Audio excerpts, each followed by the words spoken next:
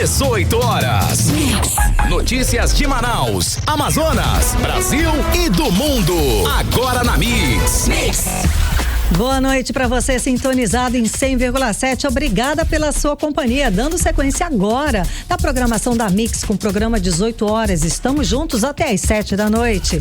Eu, Karime Leão e Kennedson Paz. Boa noite, Kennedson. Olá, Karime Leão. Muito boa noite para você. Boa noite a todos que acompanham aqui a nossa programação na Mix. Gente, participa do nosso programa, mandando aquela mensagem de texto, uma foto, seu alô. Manda pro nosso WhatsApp, que é o 994887592. E vale também, é claro, a sua participação para você que nos acompanha ao vivo pela live do YouTube. Manda sua mensagem de texto. E para tudo que você está fazendo agora, segue a gente nas redes sociais. No @18 horas News.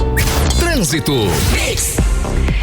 E a gente já começa conversando ao vivo com o repórter André Meirelles, que está nas ruas da cidade de Manaus com o carro do 18 horas. André, antes de você falar pra gente como é que está a volta pra casa, parece que a gasolina baixou novamente, é isso? Conta pra gente. Boa noite, André Meirelles. Muito boa noite para você, Karime, Kennedson, a todos que nos acompanham. Olha, depois da disparada nos preços nas últimas semanas, motoristas já encontram uma nova redução do valor da gasolina aqui em Manaus. Em alguns postos, o litro da gasolina já está sendo vendido a R$ 7,09.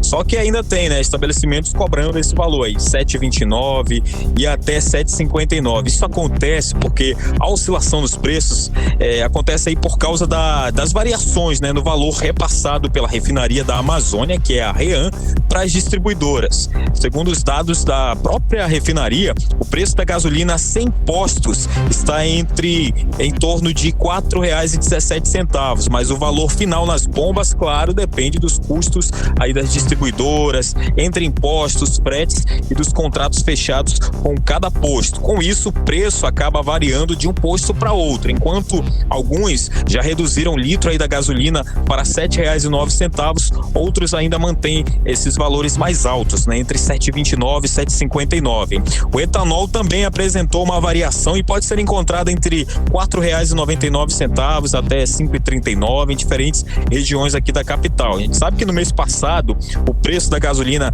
em Manaus chegou aí a R$ 7,59 e isso foi impactado pela alta internacional do petróleo em meio às tensões no Oriente Médio. Agora, com essas pequenas oscilações no mercado e também esses ajustes no repasse da refinaria, os motoristas voltam a encontrar uma leve redução nos postos aqui da capital. Quem talvez esteja passando por um outro local que está vendo a gasolina a 7,29 ou um pouco mais cara e dizer, onde está aí esse preço de 7,9? A gente conseguiu localizar pela Avenida Brasil. Tem vários postos que o preço está a R$ 7,09, Agora, sobre a situação do trânsito pela capital amazonense, a gente tem informações da Avenida Brasil. Desde o começo da Avenida Brasil, nesse sentido, volta para casa, sentido centro-bairro, já é possível encontrar aquele trânsito carregado. Tem muitos veículos pela via e isso acaba impactando o trânsito de quem quer acessar o bairro pela Avenida Brasil. Karime, Kennedson. Muito obrigada pelas informações, André Meirelles.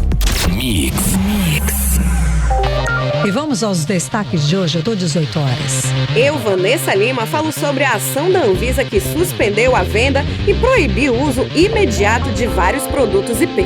E eu, André Meirelles, falo sobre a operação da Polícia Federal que destruiu pistas de pouso clandestinas usadas pelo tráfico internacional de drogas em municípios do interior do estado. Dia das Mães chegando e eu, Nathalie Moraes, falo sobre o alerta contra os golpes na hora das compras. Entre as fraudes mais comuns estão os sites falsos e os links fraudulentos. Esses e outros assuntos, os destaques do dia, a partir de agora para você, sintonizado em 100,7 no programa 18 horas de hoje, quinta-feira, dia 7 de maio de 2026. Você está ouvindo 18 horas. Bom, quando 18 horas fala dos graves problemas da segurança pública no Amazonas, não é à toa, escuta essa. A polícia destruiu pistas de pouso clandestinas usadas pelo tráfico internacional de drogas em municípios aqui no interior do estado. A operação mirou em estruturas construídas em áreas de floresta utilizadas para a logística de organizações criminosas. Segundo a Polícia Federal, as pistas eram utilizadas para receber aeronaves vindas de países que fazem fronteira com a Amazônia, como Colômbia, Peru e Venezuela. Depois do pouso, a droga era transferida para embarcações que seguiam viagens pelos rios da região. A operação de hoje só confirma o que falamos aqui. O Amazonas vive hoje as consequências de anos de falta de gestão, falta de investimento, principalmente em inteligência. O governo Wilson Lima assumiu sem apresentar proposta de governo. E essa ausência do Estado só facilitou a ação de criminosos internacionais. Ao longo dos últimos 8 anos, vimos que o crime organizado deixou de se limitar a áreas urbanas. Agora, a questão é a floresta amazônica, gente, nos municípios do interior do estado, e com certeza o crime tem avançado de forma estruturada, transformando recursos naturais em fontes direta de controle financeiro. Exato, e é o que a gente falou aqui, né? Hoje o crime organizado internacional comanda uma complexa cadeia que financia armas, abastece o narcotráfico internacional e fortalece facções como o Comando Vermelho e o PCC.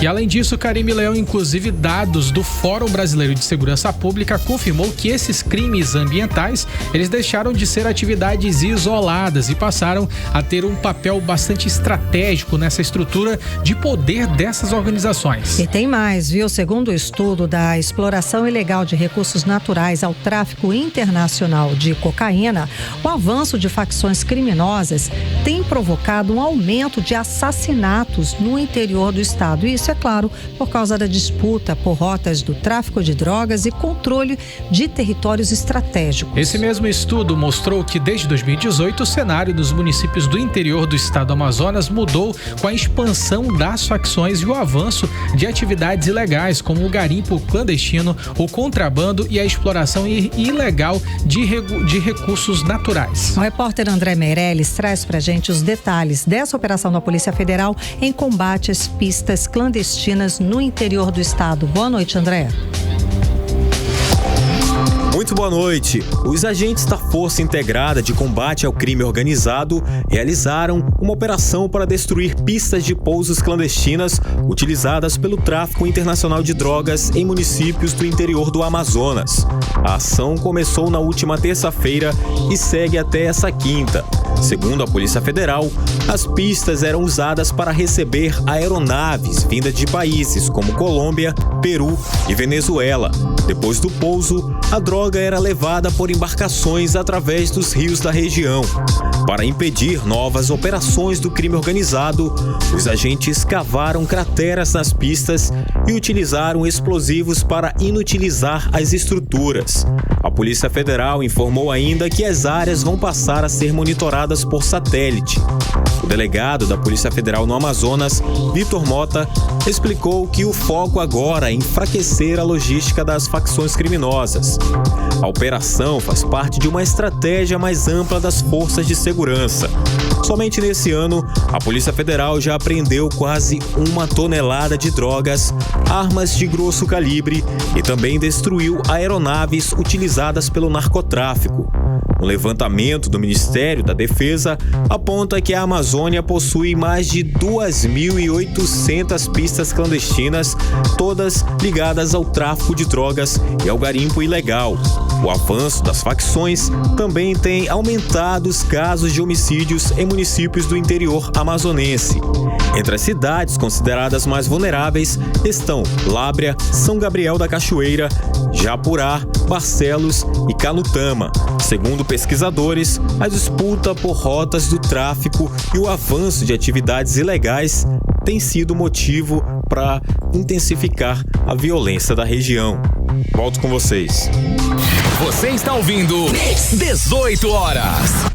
Governador Roberto Cidade informou que o estado começou a liberar recursos para regularizar o pagamento de médicos terceirizados da rede pública de saúde no Amazonas. Durante a agenda no hospital Adriano Jorge, aqui em Manaus, ele prometeu cobrar empresas contratadas que recebem do governo, mas atrasam os salários dos profissionais. Uma denúncia que trazemos quase sempre aqui, né, Kennedy? No programa 18 horas, a gente sabe que a organização social Agir, que administra o 28 e o Hospital da Mulher Dona Lindu atrasou as denúncias dos profissionais, que tem médico que está trabalhando com muitos meses de salários atrasados, mesmo o governo do estado do Amazonas tendo repassado as verbas de acordo com o contrato. Agora, quem explica pra gente melhor como está essa situação é a repórter Odiné Araújo. Então, Odiné, o atraso salarial de quem faz a saúde do Amazonas anda aí por um marco nos 2 mandatos do ex-governador Wilson Lima, e um dos muitos problemas é essa explosão de crise da saúde pública do estado do Amazonas, principalmente quanto à questão do salário. O desafio é grande para o atual governo, não é não? Sim, um baita desafio. Enquanto médicos denunciam salários atrasados e pacientes enfrentam filas e serviços ameaçados de parar, o governador Roberto Cidade promete colocar ordem na saúde do Amazonas. A cobrança agora é contra as empresas terceirizadas que recebem do estado, mas não repassam aos profissionais. Durante visita ao Hospital Adriano Jorge, em Manaus, o governador Roberto Cidade afirmou que o governo do Amazonas já começou a liberar recursos para regularizar os pagamentos de médicos terceirizados da rede pública. Importante falar disso e esclarecer para a população do nosso estado. Hoje nós empenhamos um valor significativo para a gente pagar os médicos, provavelmente até quarta-feira a gente já vai estar pagando, mas tem várias questões. Tem empresário que recebe e não está pagando e nós vamos cobrar. Nós temos contrato para isso, nós vamos judicializar, e o empresário que recebeu, seja quem quer que seja, e não pagou os médicos, ele vai ser gozado do seu contrato e a gente vai analisar isso com calma. Bom, ainda segundo o governador Roberto Cidade, as empresas contratadas poderão ser punidas caso recebam os repasses e continuem sem pagar os profissionais. A promessa acontece em meio a uma grave crise na saúde estadual que vem se arrastando ao longo dos 2 mandatos do ex-governador Wilson Lima. Funcionários terceirizados da Fundação de Medicina Tropical, por exemplo, denunciam até 3 meses de salários atrasados. Na educação, servidores também sofrem com suspensões do plano de saúde por falta de pagamento do governo à operadora Apvida, numa dívida que já ultrapassa 52 milhões de reais. Logo, o desafio do novo governo do Amazonas é grande na área da saúde e a gente só espera que as coisas melhorem para quem depende da rede pública aqui no Amazonas, não é? Volto com vocês. Você está ouvindo 18 horas. Sem dúvida alguma, é uma das principais fontes de preocupação, uma dos principais temas de denúncias que a gente traz aqui no 18 horas é justamente na área da saúde, na área em que as pessoas precisam cuidar da saúde, na área que o ser humano fica mais vulnerável, né? Ou ele está doente, ou está com a mãe doente, ou com o filho doente, você fica ali naquela fila, eterna fila de espera. A gente sabe que as pessoas às vezes são maltratadas, a gente sabe às vezes que os postos e hospitais, os funcionários, as pessoas que trabalham ali estão também há meses sem receber. Daí a gente sabe que falta insumo, falta leito, falta tudo, falta até salário na conta, não é, Kennedy? Com certeza, Karine, e é um problema que acaba se tornando generalizado porque não é apenas um setor específico da saúde, são diversos setores. A gente está falando de profissionais da ultrassonografia, são os enfermeiros, os maqueiros, os seguranças, ou seja, é uma cadeia dentro da saúde pública do estado do Amazonas que com certeza, nesse momento, sente ali no seu coração um pouco mais de conforto e de pelo menos de esperança de que essa situação vai ser regularizada. E aí, Roberto Cidade condiciona o fato de estar tendo um contrato com o governo do estado. Caso essa pessoa não regularize os pagamentos para os profissionais, com certeza serão prejudicadas em relação contratual com o estado. E aí vai da empresa se vai querer perder ou não. Certo, tá certíssimo. A gente já vê um movimento, a gente já vê aí luz no fim do túnel, um tipo de atitude. Agora em Manaus, 6 horas e 18 minutos. 18 horas. A Agência Nacional de Vigilância Sanitária determinou hoje, gente, o recolhimento de detergente, sabão líquido para roupas e também desinfetantes da marca IP de todos os lotes com numeração final 1. Exato, e esses lotes que terminam com o número 1 devem ser suspensos imediatamente. A ação inclui ainda a suspensão da fabricação, a comercialização, a distribuição e o uso desses produtos. Quem explica pra gente mais detalhes é Vanessa Lima. Boa noite, Vanessa. Muito boa noite a todos e atenção consumidores. A Anvisa, Agência Nacional de Vigilância Sanitária, mandou suspender a fabricação, venda, distribuição e até o uso de vários produtos da marca IP. A decisão foi tomada depois que foram encontradas falhas graves na produção da empresa responsável. A medida já está gerando grande repercussão em todo o país. Entre os produtos suspensos estão detergentes para louça, sabões líquidos para roupas e desinfetantes das marcas IP, Tixa IP, Bac IP e Atol. A medida vale apenas para os lotes que terminam com o número 1, produzidos na fábrica da empresa em Amparo, no interior de São Paulo. Segundo a Anvisa, uma inspeção realizada no fim de abril encontrou problemas considerados sérios em etapas importantes da fabricação. Os fiscais apontaram falhas nos sistemas de controle de qualidade e no cumprimento das chamadas boas práticas de fabricação, que são regras obrigatórias para garantir a segurança dos produtos que chegam aos consumidores. O ponto que mais chamou a atenção foi o risco de contaminação. Isso quer dizer que os produtos podem ter entrado em contato com micro-organismos, como bactérias e fungos. E esse problema pode afetar a segurança e trazer riscos para quem usa esses itens no dia a dia em casa. Então, a orientação para quem tem produtos desses lotes em casa é parar de usar imediatamente e procurar o serviço de atendimento ao cliente da empresa para saber como fazer o recolhimento. A Vigilância Sanitária também vai reforçar a fiscalização nos comércios para evitar que esses produtos continuem sendo vendidos. Essa situação gerou grande movimentação nas redes sociais, onde muitos consumidores compartilharam dúvidas e buscaram informações sobre como reconhecer os lotes afetados e o que fazer a partir de agora. E esse episódio mostra a importância da atenção redobrada e do acompanhamento das orientações oficiais para garantir a segurança no dia a dia. Volto com vocês. Você está ouvindo 18 horas. Política. E vamos de política com Nathalie Moraes e Kennedson Paes. Vamos lá, Nathalie. O prefeito de Manaus, Renato Júnior, pediu publicamente apoio do governador Roberto Cidade para uma operação conjunta de tapa-buracos aqui na capital, aqui em Manaus.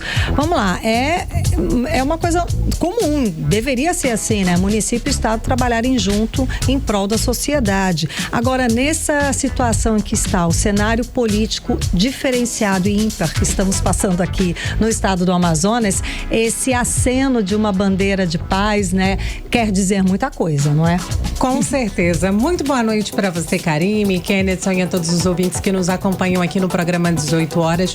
Karime, foi uma coletiva e tanto. Meu amigo Kennedson Paes esteve lá na manhã dessa quinta-feira, acompanhou também essa coletiva e ali durante um momento, né, onde a Prefeitura de Manaus lançou ali mais um projeto de tapa-buraco, de recapeamento nas ruas de Manaus, com certeza um dos pontos que mais chamou a atenção durante a entrevista coletiva foi quando o prefeito, né, que assumiu aí recentemente há um pouco mais de um mês, Renato Júnior, pediu ali humildemente, essa foi a palavra utilizada por ele, Karime, apoio do então governador, né, também Roberto Cidade, para que juntos eles possam asfaltar as ruas de Manaus. Mas assim, Karime, esse anúncio, né, esse pedido de ajuda foi um tanto inusitado e aí é claro que automaticamente muita gente já começou a questionar, como assim Renato Júnior está realmente querendo se aproximar do Roberto Cidade? Vale a pena a gente reforçar que o Cidade, né, herdou aí a prefeitura do Davi Almeida e o Roberto Cidade herdou aí do Wilson Lima. E o Davi e o Wilson, antes, né, de ambos renunciarem ali os seus mandatos, eles já tinham rachado e não era de hoje, né? Eles não eram mais bons amigos, não posavam mais juntos e tudo. E aí, desde da última segunda-feira, quando o Renato Júnior foi pra posse, né, do Roberto Cidade, muita gente começou a dizer de um possível aceno, de uma certa aproximação entre eles dois, mas o Renato Júnior fez questão aí de frisar que ele não é aliado político de Roberto Cidade e que não pretende ser, mas que a população faz com que os políticos se unam em alguns pontos e esse é um ponto que ele citou aí, que inclusive Manaus estaria precisando de ajuda. Eu separei aí um trechinho desse pedido feito pelo prefeito Renato Júnior, vamos conferir. gostaria de, nesse momento, publicamente, humildemente, sem egos e sem vaidades, sem siglas partidárias, pedir ajuda à cidade de Manaus. Eu gostaria de pedir ajuda à cidade de Manaus ao senhor governador Roberto Cidade. E fica aqui meu apelo, governador, comece uma operação tapa-buraco na cidade de Manaus. Comece um recapeamento. Não estou pedindo para que o governo do estado repasse recursos para a prefeitura de Manaus. Não estou pedindo isso. Eu gostaria de pedir, governador, que o senhor entre nos bairros da cidade de Manaus tapando o buraco. 18 horas. Karime, Kennedson e ouvintes do programa 18 horas, essa realmente foi uma fala que pegou muita gente de surpresa, mas aí, segundo o prefeito Renato Junho, esse pedido de ajuda teria ali uma justificativa. Durante a entrevista coletiva, o prefeito disse que cerca de 80% dos impostos arrecadados em Manaus estão nos cofres do governo do Amazonas.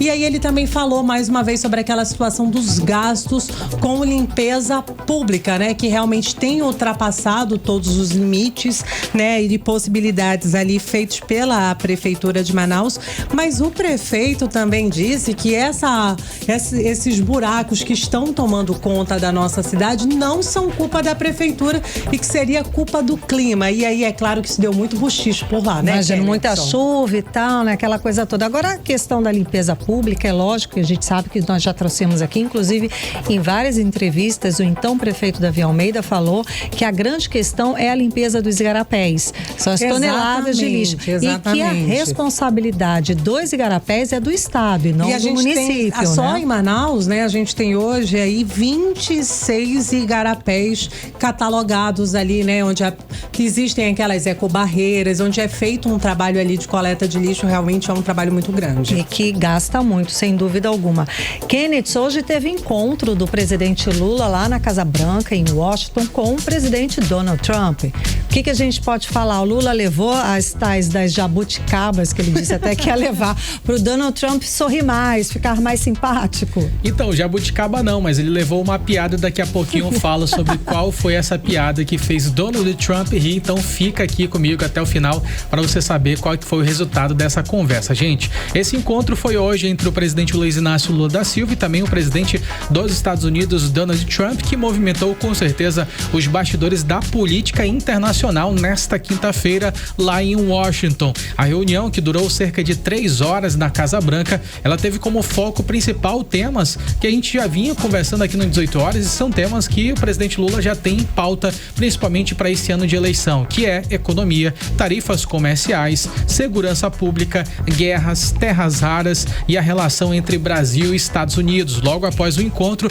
Donald Trump classificou essa reunião como muito boa e chegou a chamar Lula de muito dinâmico, além de confirmar que novas reuniões entre os dois governos devem acontecer nesses próximos meses. Um dos temas mais importantes discutidos nessa reunião foi a questão das tarifas impostas pelos Estados Unidos sobre os produtos brasileiros, como o aço, o alumínio, o cobre e também os móveis. Lula afirmou que defendeu uma relação mais baseada no diálogo e também no multilateralismo e disse que propôs a criação de um grupo de trabalho bilateral para tentar resolver impasses comerciais entre os dois países. Outro ponto que também ganhou bastante força foi o debate sobre as terras raras e os minérios críticos, considerados estratégicos para a tecnologia e a transição energética. Lula destacou que o Brasil não quer apenas exportar matéria-prima, mas sim industrializar e agregar valor a esses recursos dentro do país. O presidente também deixou claro que o tema é tratado como uma questão de soberania nacional.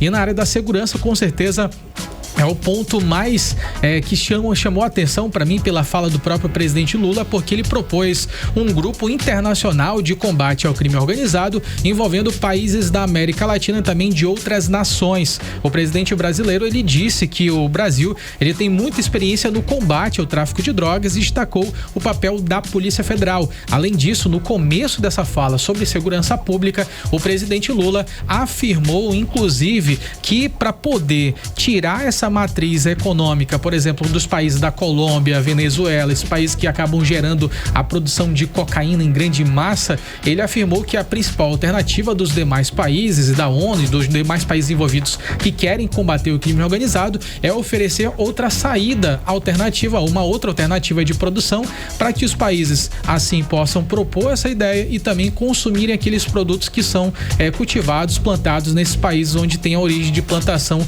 de cocaína e também maconha. Então essa é uma estratégia que Lula acabou soltando lá em Washington. A gente vai ouvir agora detalhes a respeito sobre esse combate ao crime organizado, que Lula não quer deixar Estados Unidos assumir essa bronca não. Vamos ouvi-lo. Eu disse para ele que nós estamos dispostos a construir um grupo de trabalho com todos os países da América do Sul, com todos os países da América Latina e, quiçá, com todos os países do mundo, para a gente criar um grupo forte de combate ao crime organizado. Não é hegemonia de um país ou de outro querer combater o crime organizado. É uma coisa que tem que ser compartilhada com todos. E o Brasil tem expertise. O Brasil tem uma extraordinária Polícia Federal. O Brasil tem uma experiência muito, no combate a drogas, no combate ao tráfico de armas, e também é importante saber que parte das armas que chegam no Brasil sai dos Estados Unidos. É importante também que tem lavagem de dinheiro que é feita em estados americanos. Se a gente souber isso e colocar a verdade em torno da mesa e criar um grupo de trabalho para trabalharmos juntos, a gente pode resolver em anos aquilo que não se resolveu em séculos. Ou a gente pode resolver em décadas aquilo que não resolveu séculos. E Lula tem exposto esse tema de segurança pública e até chegou a fazer essas acusações em relação aos Estados Unidos, né, como principal fornecedor de drogas, e também estados dos Estados Unidos estão fazendo lavagem de dinheiro para o crime organizado, e até um ponto sensível para o próprio Lula, porque as pesquisas indicam que segurança pública é o ponto onde o eleitor mais sente insatisfação, e né, é na atual gestão dele. Então, de fato, é um ponto bastante sensível que ele tenta contornar com essas ligações, com essas articulações políticas de forma internacional. E aí chegou o momento da piada, né? Tá na hora de a gente falar sobre a piada, né? O Lula, para poder quebrar aquele gelo, poder tirar aquela onda, fazer o Trump rir, ele fez questão de falar pro Trump assim: olha meu companheiro, eu peço que você não anule os vistos do brasileiro, viu? Porque eles vão ir pra lá pra ganhar a Copa do Mundo. Ah, sensacional. E melhor foi a imitação. Que não vai tirar. Com direito à interpretação, tá? Pra poucos. Foi mal, muito gente. Bom. Foi mal. Não, foi muito Quinta bom. Série muito bom. Quinta série veio na hora. Foi mal. Muito bom. Mas tá certo, o recado foi dado. E com essa, o Trump realmente gargalhou, achou graça. Deu uma risadinha. Quebrou o gelo um pouco, né? Sim. Importantíssimo isso. Nathalie, vamos lá. Muito boa essa.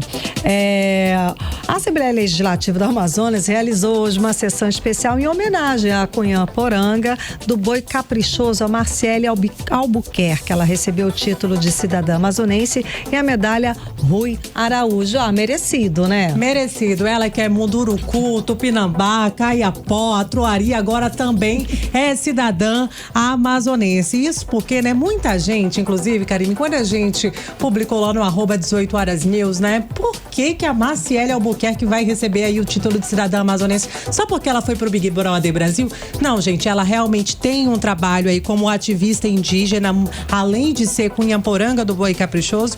E é claro, né, que realmente o fato dela ter participado recentemente de um reality show de grande repercussão nacional e falar da nossa cultura foi um dos pontos principais, né, de trazer essa mulher para esse protagonismo, né? Mas ela realmente atua aí em causas de defesa dos povos indígenas, sustentabilidade, empoderamento feminino, economia criativa.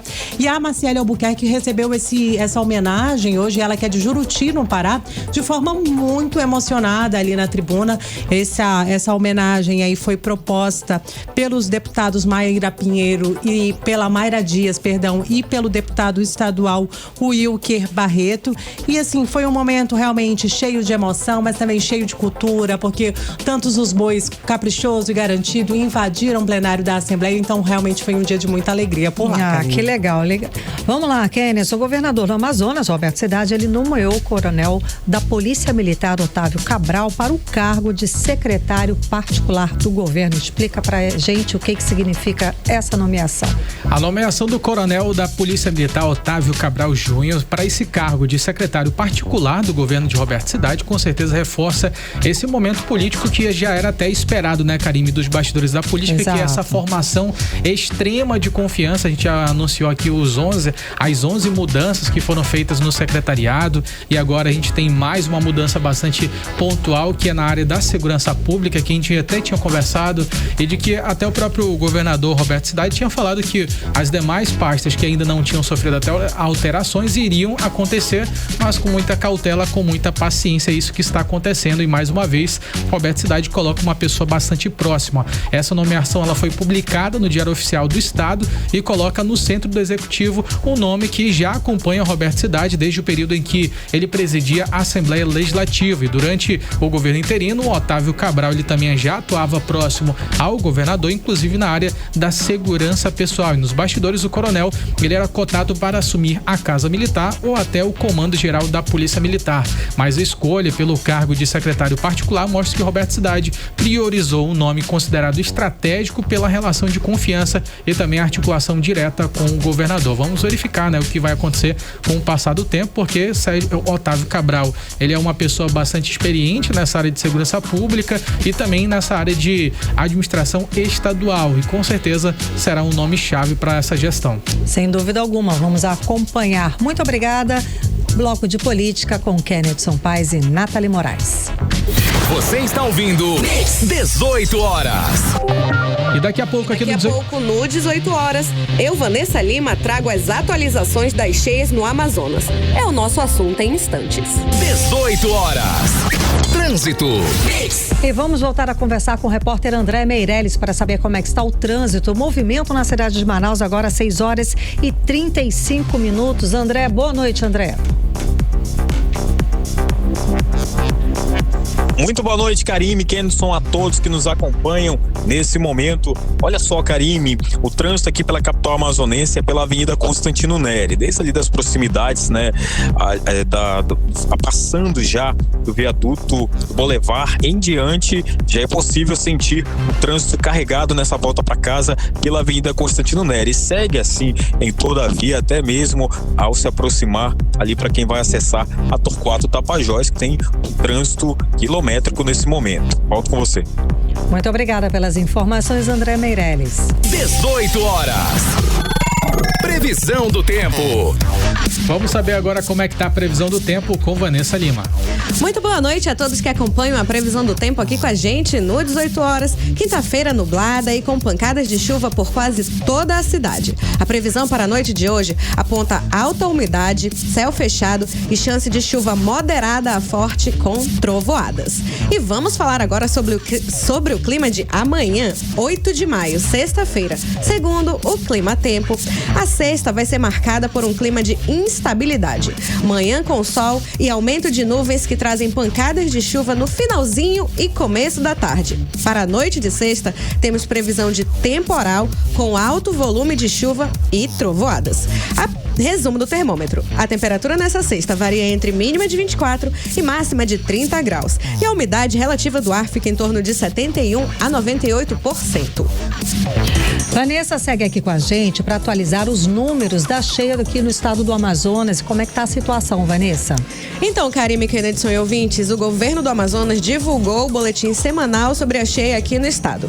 No total, 16 municípios estão em situação de emergência, entre eles Atalaia do Norte, Benjamin Constant, Boca do Acre e Tabatinga. Outros 4 seguem em alerta, como Amaturá e São Paulo de Olivença, e já em atenção estão 31 municípios, incluindo Manaus, Manacapuru e Parintins. E por enquanto, 11 cidades permanecem em condição de normalidade. Já são mais de 158 mil pessoas afetadas pelas inundações em todo o Amazonas. E o acompanhamento da cheia acontece o ano inteiro pela Defesa Civil, que mede o nível dos rios e trabalha junto com o Comitê de Enfrentamento a Eventos Climáticos. E temos também um alerta de chuvas intensas até o dia 13 de maio. As chuvas fortes chuvas devem cair nas calhas do Alto Rio Negro, Médio Solimões, Baixo Juruá, Baixo Madeira e Baixo Amazonas, com volumes que podem variar de 20 a 150 milímetros. E nas regiões Nordeste, Noroeste, Leste e Central do estado, o acumulado deve ficar entre os 70 milímetros. Agora, trazendo aqui para Manaus, os números ficam um pouco mais moderados, entre 20 e 50 milímetros diário, mas ainda assim suficiente para darmos atenção. Vale ressaltar que o nível normal durante uma chuva normal durante o dia é de 20 milímetros. Passou dessa marcação, ela já é considerada em estado de atenção. E não para por aí. Municípios como Boca do Acre, Lábrea, Pauini, Itamaraty, Eirunepé, Envira, Ipixuna e Guajará devem sentir uma queda suave nas temperaturas, com mínimas entre 18 e 22 graus durante a madrugada e o início da manhã durante esses dias, até o dia 13, Karime. Prestar atenção, não é, gente?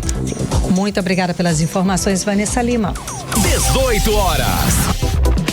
Em Manaus, cresce a demanda por manutenção asfáltica, aumenta aí em diferentes áreas aqui da cidade. É muito buraco mesmo, né? A Prefeitura de Manaus intensificou, então, a operação Tapa Buracos. Essa que a Nathalie acabou de falar com a gente. Kennedson esteve lá, acompanhou toda essa ação e traz os detalhes pra gente. Kennedson.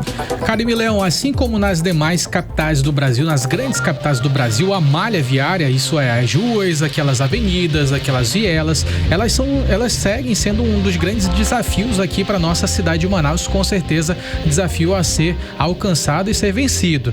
E seja pelo aumento ali dos fluxos de veículos, que pode ser uma das causas, a gente ouviu o prefeito de Manaus falando também sobre a questão climática, que também se torna um ponto prejudicial e que estão cada vez mais instáveis, né? Por exemplo, hoje pela manhã estava um sol danado, e aí quando chegou por volta ali do meio-dia, já foi uma chuva torrencial, e aí pouco tempo depois, 3 horas da tarde, o sol voltou. Então o clima está bastante instável mesmo, mas exige nesse momento uma manutenção mais intensa nessas regiões da nossa capital. São diversas regiões, Zona Norte, onde nós estávamos hoje pela manhã, Zona Leste, Zona Centro-Oeste, Zona Oeste, são diversas zonas da capital. E para tentar resumir, reduzir essa questão dos impactos dos buracos, melhorar a trafegabilidade, foi que a Prefeitura de Manaus intensificou a operação Tapa Buraco, que agora avança com essa nova força de trabalho em diversas zonas da capital. Segundo a Secretaria Municipal de Infraestrutura, são 21 frentes de trabalhos para poder atuarem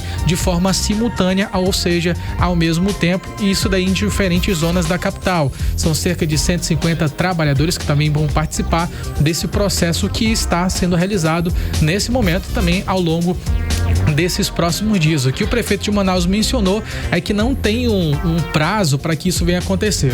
O trabalho vai começar e vai continuar. Vamos ouvir o que disse o prefeito de Manaus, Renato Júnior. É um momento importante, mesmo com a nuvem de chuva em cima da gente, a gente está começando um momento de operação Tapa Buraco nos intervalos da chuva. E nós temos a opção de esperar o verão chegar e também temos a opção de não esperar. Então eu não vou esperar, vou começar o Tapa Buraco agora, para que nos intervalos da chuva a gente possa fazer o Tapa Buraco, não somente nas vias principais, mas também nas vias paralelas. É apenas o começo. Quando o verão chegar, a gente vai estar com mais intensidade.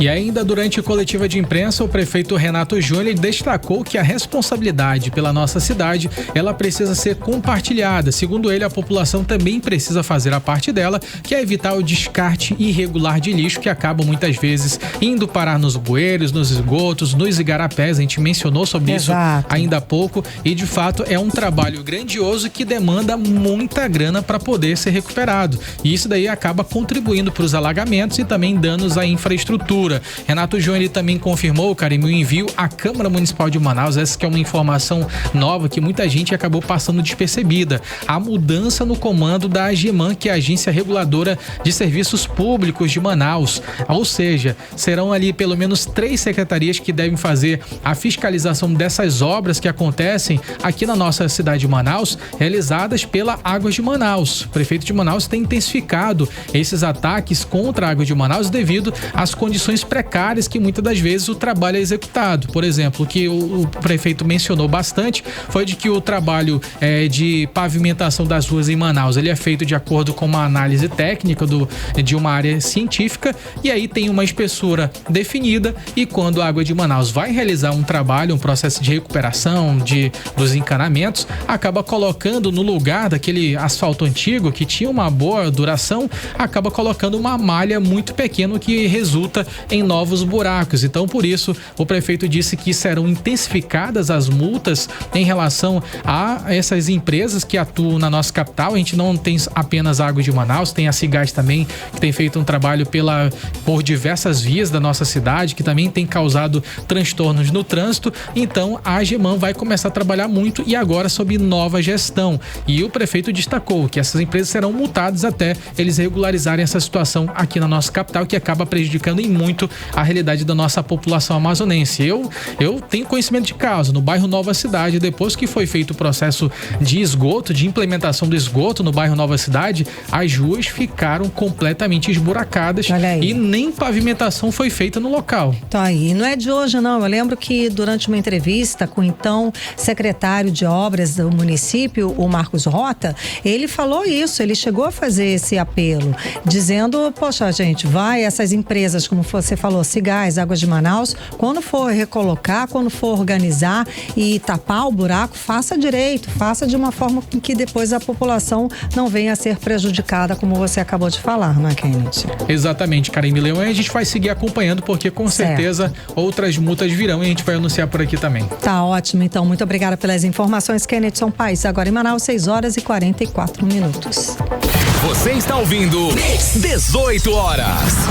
Já que a gente está falando de fiscalização, Karine, vamos falar de novo sobre aquelas aplicações da Amazonprev, gente. Isso porque hoje teve a operação da Polícia Federal na casa do senador Ciro Nogueira, lá do Piauí, que mira ali o Banco Master. A ação ela voltou a acender o alerta sobre o destino do dinheiro dos aposentados, dos servidores daqui do nosso estado do Amazonas. É sério esse assunto, viu? O deputado comandante Dan cobra investigação e mais fiscalização sobre a Amazonprev, o Fundo de Previdência dos Servidores do Estado do Amazonas. E quem traz os detalhes pra gente agora é a Odineia Araújo. Boa noite, Odineia. O dinheiro da aposentadoria dos servidores do Amazonas voltou ao centro da polêmica. Após nova operação da Polícia Federal envolvendo o Banco Master e com mira no senador Ciro Nogueira, do Piauí, o deputado estadual comandante Dan cobrou investigação rigorosa sobre os investimentos feitos pelo Amazonprev, o Fundo Previdenciário do Estado. A pressão aumentou porque em junho de 2024, durante o governo Wilson Lima, cerca de 50 milhões de reais foram aplicados em letras financeiras do Banco Master. O problema é que o investimento aconteceu pouco antes da instituição entrar em processo de liquidação, levantando dúvidas sobre a segurança do dinheiro de professores, policiais, profissionais da saúde e aposentados do Estado. Além disso, no governo Wilson Lima também houve aplicações de 390 milhões da Amazonprev em fundos e instituições financeiras de maior risco, incluindo operações ligadas não apenas ao Banco Master, mas também ao C6 Bank. Essa aplicação se torna suspeita devido à ausência de aprovação formal pelo Conselho Fiscal da Autarquia Previdenciária do Amazonas. Segundo o deputado comandante Dan, faltam transparência e controle nas aplicações do Fundo Previdenciário. Nós continuamos esperando que a Amazonprev esteja na Assembleia Legislativa esclarecendo os fatos. E também, como nós tivemos esse retorno, estamos tratando mediante uma possibilidade de convocação que está em processo de avaliação na casa, para que a presidência da Amazonprev possa estar na Assembleia Legislativa prestando contas desta iniciativa que já está constatado que foi equivocada, deixou de cumprir alguns requisitos. Enquanto isso, um projeto que promete endurecer as regras de fiscalização da Amazonprev segue parado na Assembleia Legislativa desde o ano passado. A pergunta que fica é: quem vai garantir que o dinheiro da aposentadoria do servidor amazonense não vire aposta no mercado financeiro? Odineia Araújo para o 18 horas. Você está ouvindo 18 horas. Agora nós vamos atualizar aquele caso de um empresário que foi vítima de sequestro relâmpago durante um assalto na porta da casa dele aqui em Manaus. As câmeras de segurança registraram o momento em que a vítima foi rendida por criminosos armados. Segundo a polícia, Kennedson, a quadrilha agiu com violência e até a esposa do empresário foi agredida. Um dos envolvidos foi preso e confessou a participação no crime. O repórter André Meirelles traz os detalhes. Boa noite, André. Muito boa noite, isso mesmo. O homem suspeito de envolvimento em um sequestro relâmpago e roubo contra um empresário foi preso por policiais das rondas ostensivas Cândido Mariano, a Rocan, aqui na capital amazonense. O crime aconteceu na manhã dessa quarta-feira, quando a vítima chegava em casa. Inclusive, câmeras de segurança registraram toda a ação. As imagens mostraram para a polícia o momento em que o empresário estaciona o carro e é surpreendido por 3 criminosos. 2 suspeitos renderam a vítima dentro do veículo, enquanto um terceiro dava apoio à fuga. Segundo a polícia, os criminosos agiram com violência e chegaram a agredir a esposa do empresário durante a ação. A quadrilha levou cerca de R$28 mil em dinheiro, além de joias e outros objetos de valor. Depois de uma denúncia anônima, equipes da Rocan conseguiram localizar um dos suspeitos no bairro Educandos, na zona sul de Manaus. De acordo com a polícia, o homem confessou participação no crime e disse que receberia R$3 mil para atuar como piloto de fuga da quadrilha. Com ele, os policiais recuperaram parte do dinheiro roubado. O suspeito foi encaminhado ao 6º Distrito Integrado de Polícia e segue à disposição da Justiça. Os outros envolvidos continuam sendo procurados pela polícia. Volto com vocês. Você está ouvindo 18 horas. E agora a gente volta a conversar ao vivo com o repórter André Meirelles, que tem informações a respeito de um incêndio na rua Maceió. É isso, André, boa noite.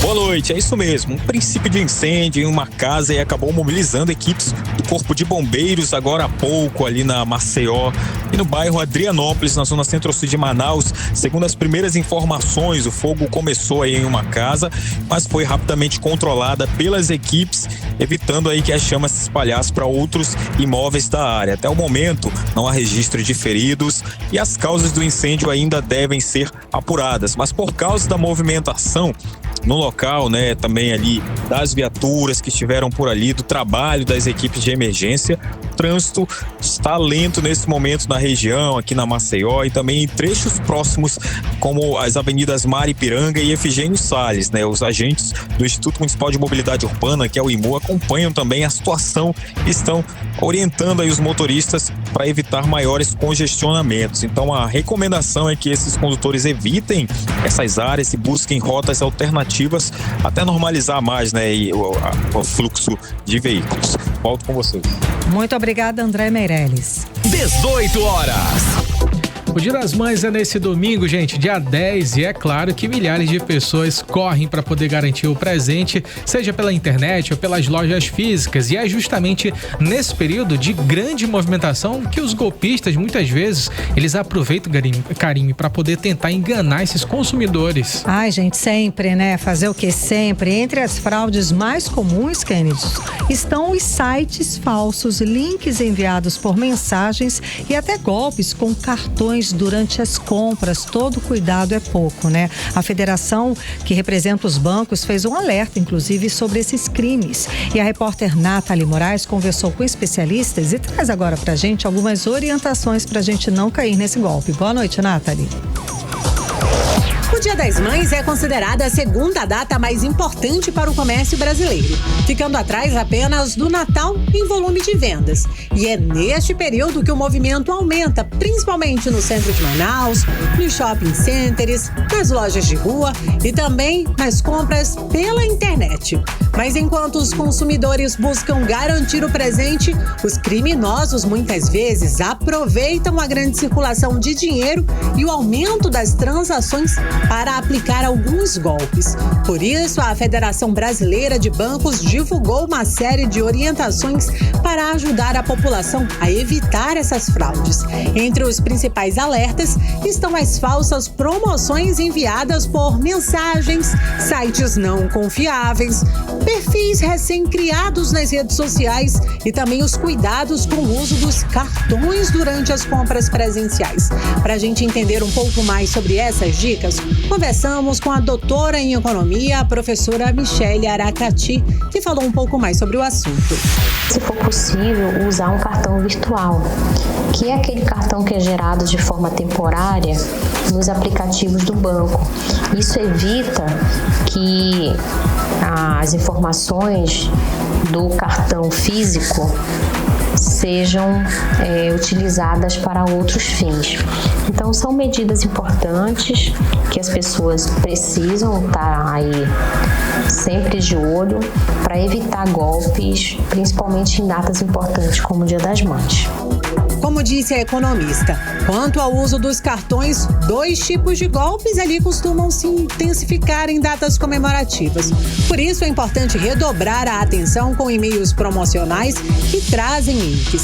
Se a mensagem não foi solicitada ou veio de uma loja onde você nem tem cadastro, desconfie. Em vez de clicar, digite o endereço no navegador e o acesso ao site diretamente. Desconfie também de empresas que exigem pagamento antecipado e promete ali entrega em prazos muito longos, como explica a economista Michele Aracati. As pessoas acabam clicando em sites onde oferecem aí ofertas milagrosas, né, preços muito baixos e que pode, né, indiciar principalmente uma fraude. Então é importante que as pessoas elas prestem bastante atenção, que elas desconfiem, por exemplo, de preços muito abaixo do praticado normalmente, que busque também o site oficial daquela loja. A recomendação dos especialistas é pesquisar antes de comprar, desconfiar de ofertas muito vantajosas e sempre verificar a procedência dos sites e perfis nas redes sociais. Em caso de suspeita de golpe, o consumidor deve entrar em contato imediatamente com a delegacia e registrar um boletim de ocorrência. Eu volto aos estúdios com vocês. Você está ouvindo 18 horas. O fim de semana do Dia das Mães deve ser de muita emoção e com certeza em homenagens aqui em Manaus. Isso porque cerca de 300 mil pessoas são esperadas no cemitério público da capital para poder visitar os túmulos das mães, familiares e também amigos que já partiram. E a movimentação já começou. A prefeitura montou uma grande operação especial para receber os visitantes com mais segurança, limpeza e, é claro, organização. A gente acompanha os detalhes dessa preparação agora com a repórter Vanessa Lima. Boa noite, Vanessa. Boa noite a todos. Exatamente. O fim de semana do Dia das Mães deve movimentar intensamente os cemitérios públicos de Manaus. E por conta desse grande fluxo, a prefeitura já montou uma verdadeira operação especial para receber os visitantes, com mais organização, segurança e acolhimento.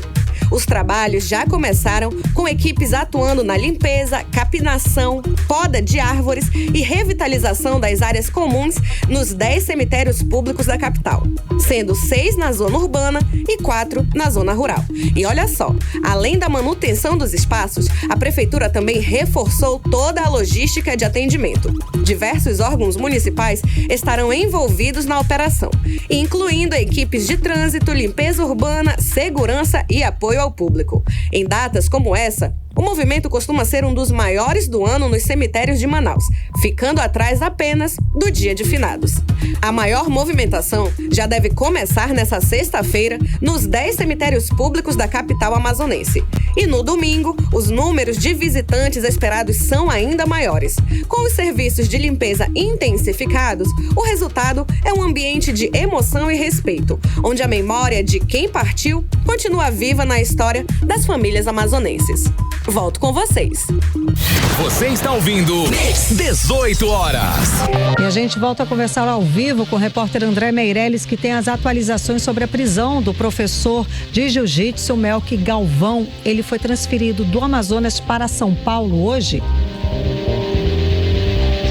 É isso mesmo, Karime. Melqui Galvão vai ser transferido aí do Amazonas para o estado de São Paulo, isso depois de denúncias, né, de abuso sexual. O lutador, que é professor de jiu-jitsu e policial civil, foi levado aí nessa quinta-feira já para o estado, onde a investigação é conduzida pela Polícia Civil Paulista. Inclusive, ele foi preso, né, no fim agora do mês de abril aqui em Manaus, suspeito de envolvimento em casos de abuso sexual, com pelo menos 3 vítimas, entre elas uma adolescente de 17 anos, e a investigação aponta que os crimes teriam acontecido durante as competições esportivas e também até mesmo treinamentos.